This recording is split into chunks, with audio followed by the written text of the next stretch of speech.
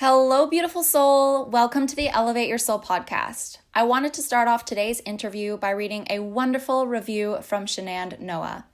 There's something magical about Arel's podcasts. When I listen to them, I feel happier, more tranquil, more alert, and more willing to get down to work.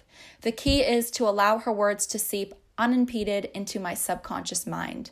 Arel inspires me to be real, not by preaching, but through her natural authenticity. Bottom line, I highly recommend Arel's podcast for anyone who wants to live a happier, more productive, more fulfilled life. Thank you so much for that beautiful review. It really means a lot to me if you could leave me a 5-star rating and write a little review with it on this side. If you want to watch my podcast interviews online, you can also check them out by going to my YouTube channel at youtube.com/Elevate Your Soul podcast. Today, I'm interviewing Laura Srzic, activist, naturopath, and mother of 2 who has a passion for interviewing and discussing deep life topics with unique individuals through her social media.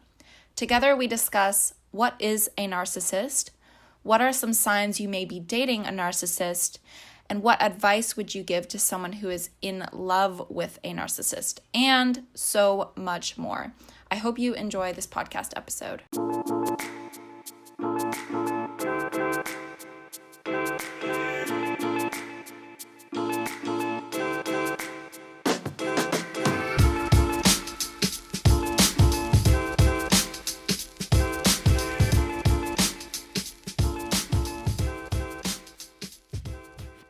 Hello, Laura. Welcome to the Elevate Your Soul podcast.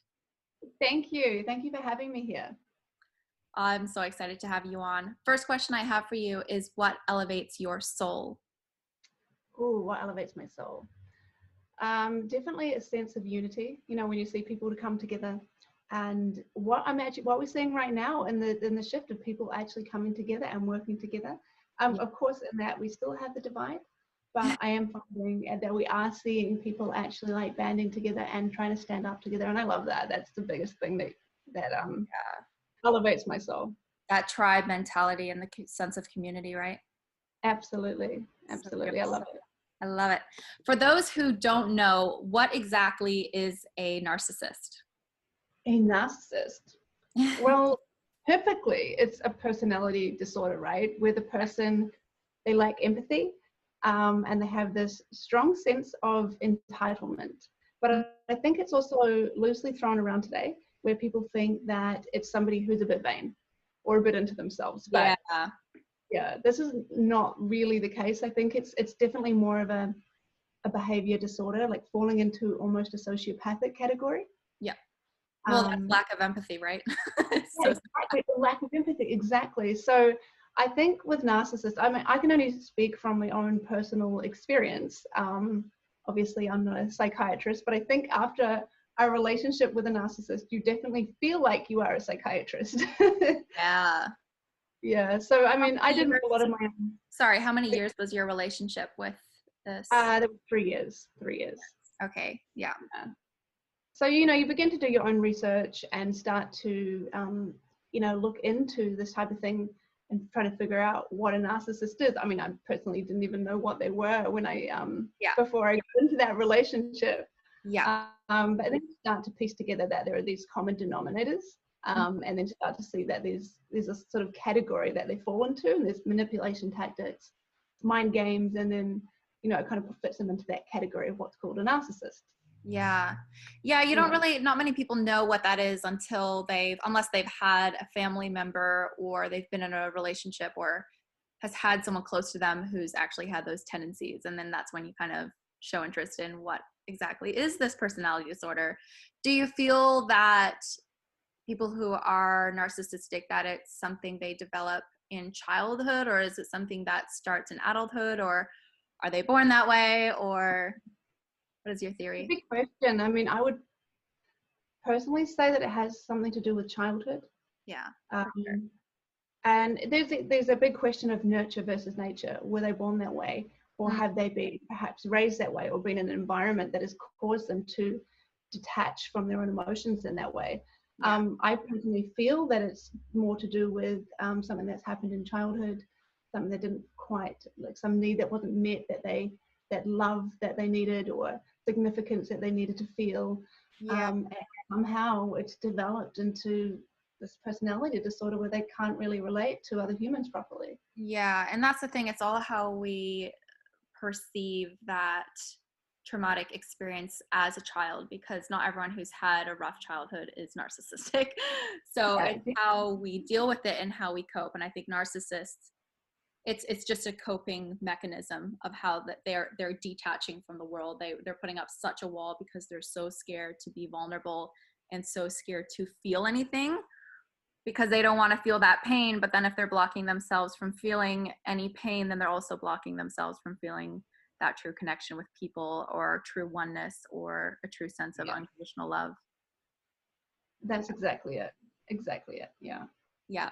So what are some signs that someone could be dating a narcissist? Signs, well, going back to the first one with the lack of empathy, the lack of empathy was the biggest sign for me.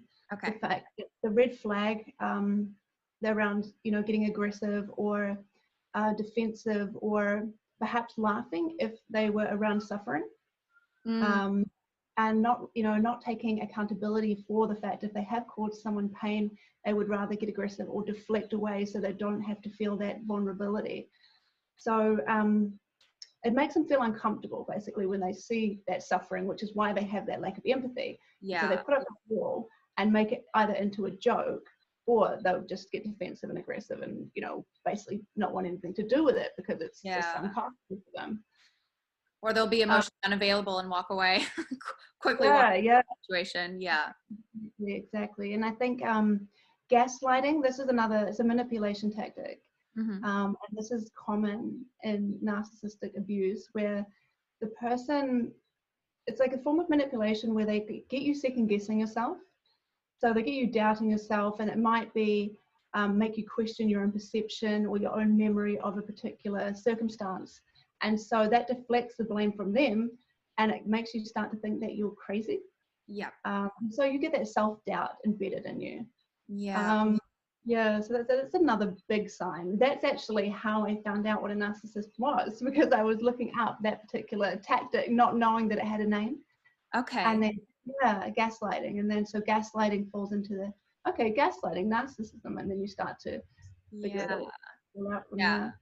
I wouldn't say everyone who gaslights is a narcissist, but that's definitely something I remember as well. And I'm not sure if it's common in every single relationship when you're dating a narcissist, but I do know it's very common where the partner who has usually more empathy that's dating the narcissist starts feeling like they're going crazy. And that was the biggest sign for me. I was like, I feel like I'm doing the right thing. I feel like I'm not lying. I'm pretty sure I remember this, but you just start questioning everything. And I'm like, am I the crazy one?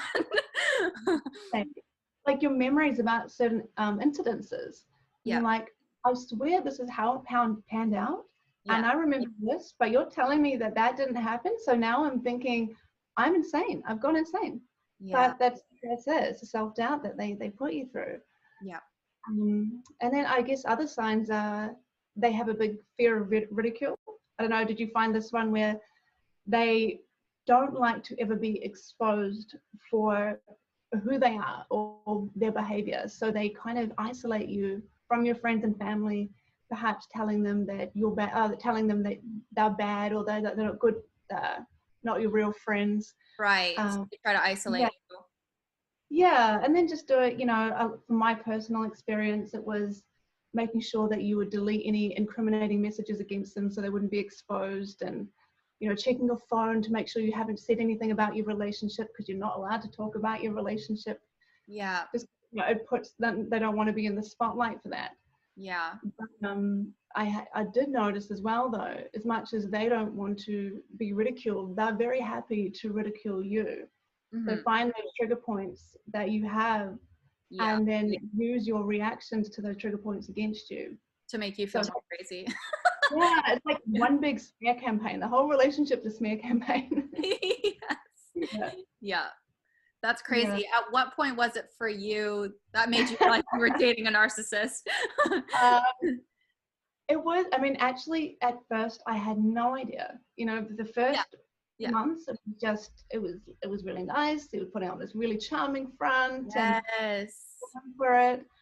And I think it was only, going like 3-4 months in, you start to say, okay, that's not quite normal that you are laughing at that horrible situation over there, or that's not quite normal that you, that you're talking about people in this kind of way and isolating and controlling situations, but you make excuses for them. And I think you make excuses for them, one, because you're in denial, because there's I guess with abusive relationships, there's sort of an addiction side that comes in. Yeah. And you are hanging out for that time when they love you again. Yeah. So I used to think of this vicious cycle where they would potentially build you up and give you a little bit of love, just enough to get you back on your feet, and then pull that right out again. Yeah. And that becomes very addictive. Yeah. It's like they love, well, with my ex at least, it's like he loved the drama. So he would give me the love and everything would be going good. And then if he felt triggered or like he was being challenged, he'd use that to be really defensive and very like, no, I'm the one in power here, and made you feel small. And just, they love that kind of like, they love the tug of war. And right when I'm like, oh, everything's going great, like, yes, and then like my mindset's always like, it's going to be just great from here. Like, it's all just going to go uphill.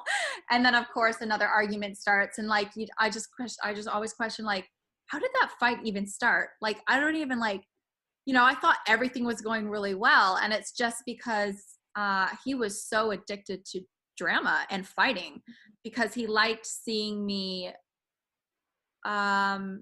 sounds really bad, but he liked seeing me cry and ask for his love again, and see me apologize, like, oh, I'm so sorry, it must have been me, I'm really sorry, I expressed my true emotion, of how you're feeling. And then that triggers them. So it's like you're constantly saying sorry, and they kind of love that. They kind of feed off that, like, yeah, that's right, like, I'm in control, I'm the boss, you're the one who's wrong, I'm the one who's right.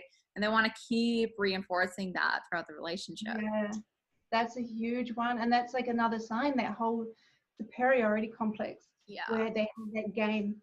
And I mean, I guess it's, in my personal experience, it was, just being really showy with the whole superiority complex, labels, jewelry, all the ridiculous things like that, wads of cash, and just, I guess if you think about it, where it comes down to is just they've got that lack of significance, and they feed off that significance to keep them alive. But because it's not in such a true form, and they've actually blocked themselves off from love, they're craving it in control. Like in your situation, getting you to like cry and say apologize when it's not your fault, right? Yeah, exactly. And they're really good at luring them in. So it is sometimes, unless you're really familiar with the narcissist, or you do your research, or you're highly connected to your intuition, it's hard to tell straight away if someone's a narcissist, because they're usually very charming and really good at like luring you in and looking like they have no problems, and like taking the extra mile and putting on that facade that they're just this like great, fantastic person. And then like slowly, like once they feel like they've got you hooked, like, yes, she's in, then that's kind of where the other behaviors start. Did you find that as well? Yeah, that's exactly how it happened. Like, they tell you everything you want to hear in the beginning. Yes.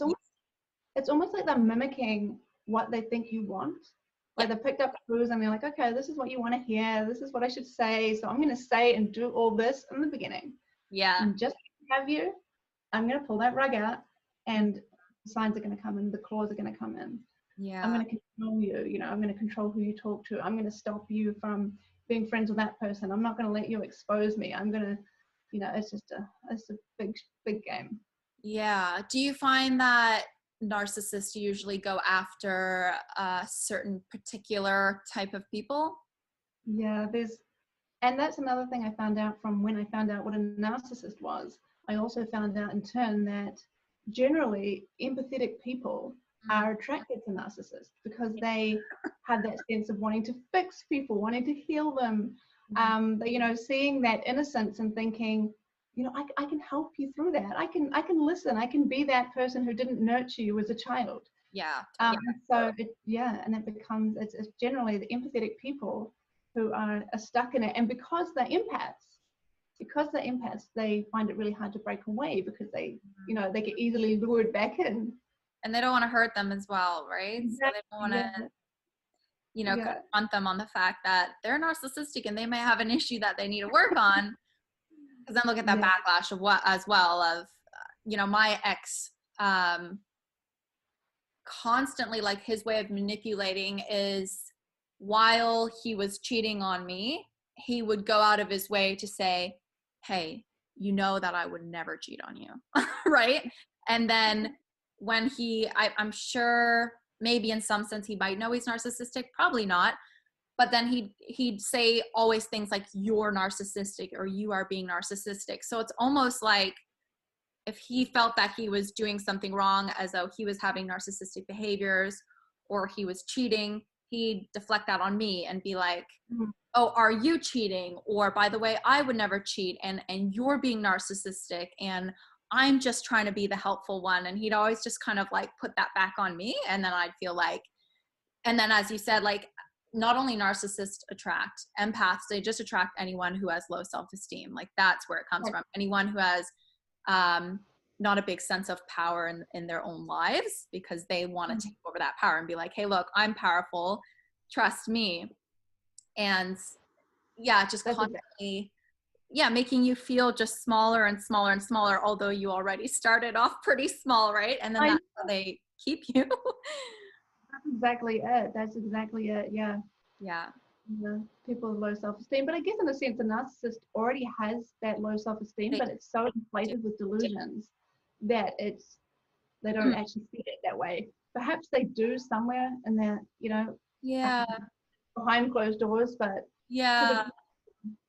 that's the interesting thing too, is because people think that they're overly confident and they're like, oh, they have too much confidence. But I don't believe there's anything as too much confidence. You just evolve. But then that's also why I think they are attracted to each other. So it's not only if you're an empath, you're going to attract a narcissist, because I feel I'm still an empath, but I don't attract narcissists anymore because I know the red flags as well, but I've worked so much on the self-esteem aspect.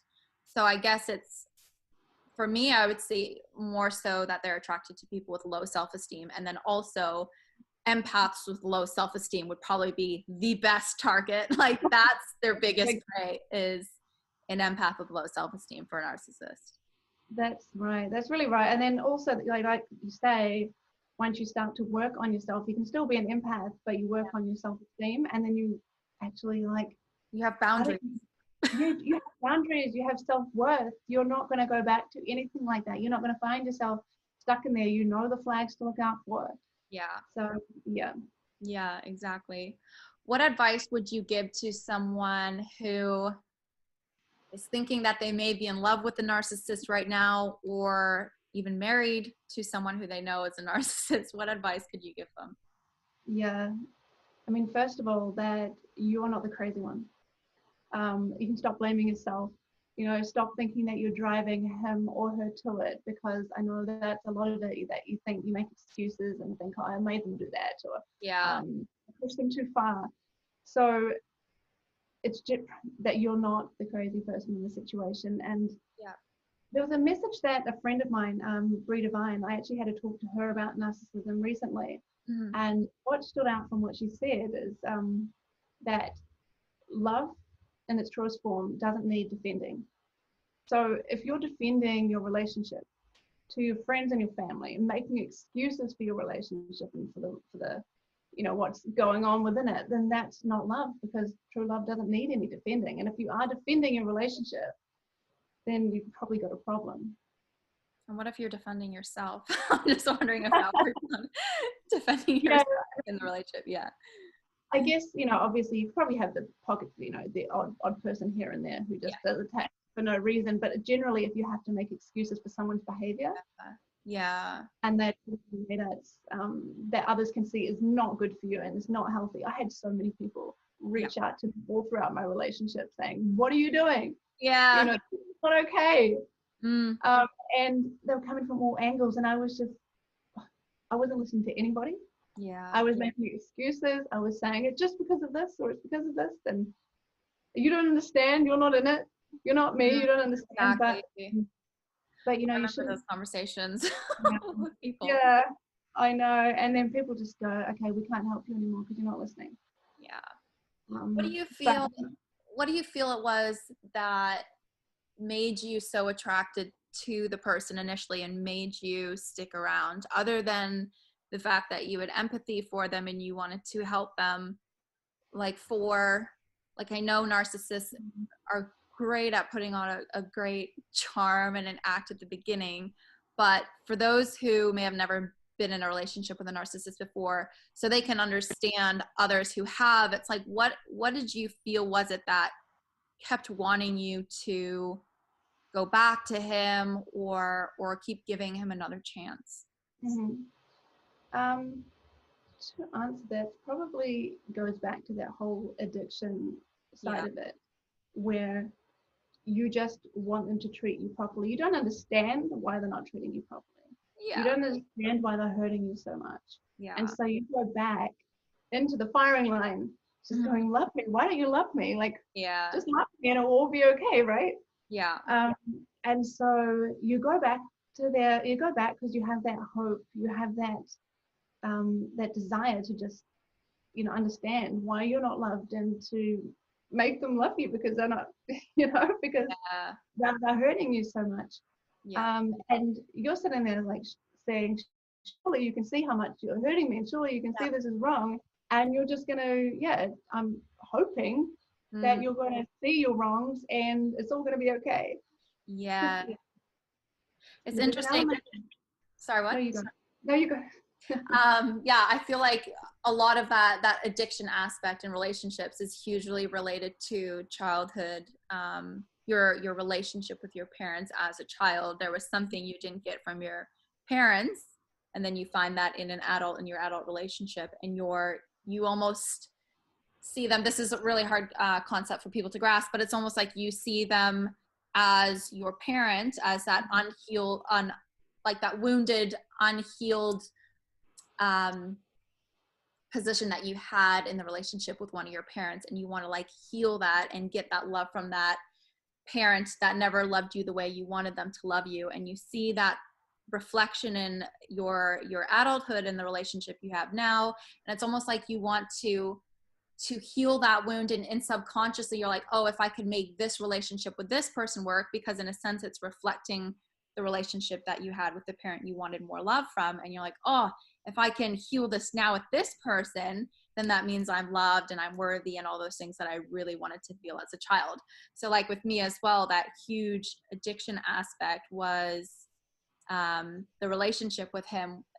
I only realized it like, 5 years after I met him, that, wow, okay, parts of this do reflect some aspects of the more unhealthy connections that I had with my parents, where I felt unloved, or that I didn't get enough attention, or that I was completely misunderstood, or that they never listened to me. And I was trying to get those things from my ex, like, just please listen to me, just please give me attention. And then when you understand me, you won't hurt me again, kind of thing as well. Yes, that exactly it. From both parties, you've got both parties coming from wounded places, Yeah. And I guess That creates that addiction in those relationships. Any relationships that's like a roller coaster ride, like super high and low, or where you're feeling like you can't live without them, that's like super reflection of childhood trauma that you need to work on. Oh yeah, and those ones are so addictive, and there's so much passion in there, those roller coaster ones, that you think at the time you're like, this is the love of my life, because look at all this passion and feeling. It's not until you take it back, get off the roller coaster ride, and look at it and go, wow, that is a mess. That's crazy. Because the highs are just so high, but the lows are just so low. I know, yeah. Yeah. No, that's exactly it. Interesting. Yeah. What was the one thing, like for me, because it's been a while since I've been, and he was also my first love, and they say the first person you fall in love with usually is the biggest reflection of the relationship that you had with your closest parent, or the parent you wanted the most love from if it's a toxic relationship. So like the one thing I felt that I wanted the most from him, and that I also had those feelings of as a child wanting from my parents, was to be seen. Like, and to be heard. Like, you're not listening to me. Like, please just stop what you're doing and listen to what I have to say and listen to how I feel. And that was like, it kept like pulling me back. Like, oh, maybe one day he'll understand me if I just like keep telling him, maybe if I word in a different way. And obviously it never worked because he couldn't empathize at all. But yeah. No, mine's very, very similar. It was just to be understood and to be seen. I just falls into the same category. So just, like, I keep thinking, if I explain it this way, you're gonna understand. If I explain it this way, you're gonna understand me. And you go through multiple attempts, multiple strategies of trying to get them to understand you or to see you. And to understand where you're coming from, so they'll finally get you, they'll love you, and you'll be happy forever. Exactly. Yeah. And then it just takes years to, you're like, okay, maybe they'll never understand me. Let's end this and find someone who does understand. Exactly. Like, this is not working. It's the same cycle. I'm over this roller coaster. I'm feeling a bit nauseous now, so I'm going to get off. Yeah, exactly. It sounds like so much easier and logical than it actually is when you're in it, right? I know. And when you look back, at the time, it's despair. It's hard to break that addiction. But when you look back, you have that. You don't ever regret getting off that roller coaster. You come off stronger, wiser, and just you stand on your own, and you learn to choose yourself, and have that inner strength that comes out of you and pulls you through. So it's very rewarding when you actually get out. Yeah. And that's another thing I always highly suggest for people as well. If they're uncertain in a relationship, you can always go on a break. And if it's meant to be, you're going to come back together. Because so many people worry, like, I'm not going to find anyone else, or maybe it was meant to be. So if I break up, it's the end of the world if I ruined it. But it's like, if you break up and it just falls apart naturally over time, then it wasn't meant to be. And if it is meant to be, you'll go back together. And that's where, like, my ex kept saying, like, if you leave, like, I'm never going to talk to you again, and I'm never going to see you again. Like, if you leave, you don't get another chance to come back. And that always, like, made me not want to leave as well. Like, it made it really hard, although it was an on and off relationship. So I did many times, but there was always that threat related to it and attached to it. So. Yeah. And just on that, the fear of leaving because of the on and offness. Yeah. And it's not all narcissistic relationship, but in particular my one, there's the cheating side. And so I know that if he's not with me, he's cheating on me. Yeah. And there was a lot of that behind the closed doors. Yeah. But so I was thinking, if I leave him, he's going to do what he's already doing anyway. But it's that fear, it's so irrational. Yeah. I just think it's so silly at the time, looking back, and it's silly. But that fear of what they're doing anyway. Exactly. Oh, such a good conversation. It's so interesting, isn't it? It is. And you don't feel like with your partner now, the partner you've had after the toxic relationship, you don't see many similarities, do you?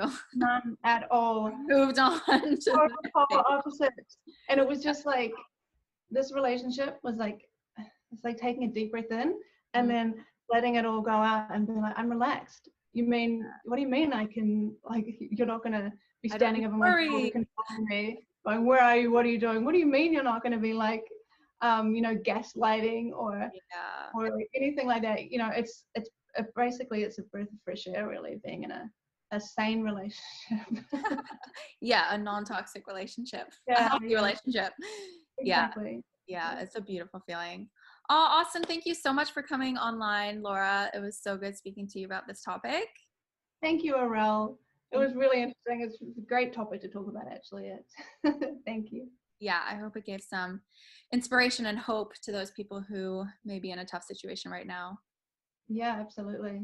Yeah. Awesome. Okay, thank you very much. Thank you. Bye.